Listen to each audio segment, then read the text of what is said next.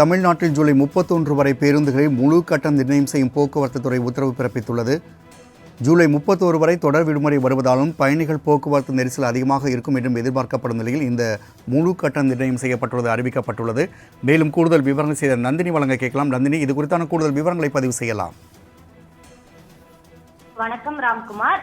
June 16ஆம் தேதி முதல் ஜூலை 31ஆம் தேதி வரை பேருந்துகளில் முழு கட்டணம் நிர்ணயம் செய்ய போக்குவரத்து துறை சார்பில் உத்தரவு பிறப்பிக்கப்பட்டிருக்கிறது.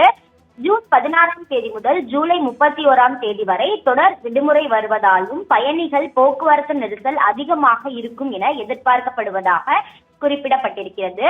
அந்த நாட்களில் வார இறுதி நாட்கள் கட்டணத்தை அனைத்து நாட்களிலும் வசூலிக்க உத்தரவிடப்பட்டிருக்கிறது.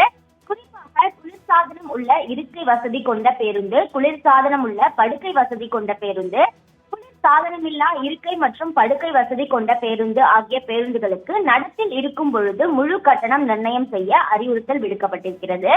ஜூன் 16ஆம் தேதி முதல் ஜூலை 31ஆம் தேதி வரை பீக் ஃபேர் முன்பதிவிலும் செயல்படுத்த நடவடிக்கை மேற்கொள்ள வேண்டும் என போக்குவரத்து துறை சார்பில் தெரிவிக்கப்பட்டிருக்கிறது.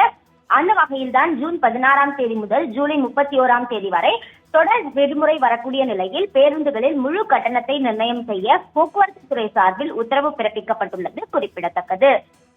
நந்தினி, தகவலுக்கு நன்றி.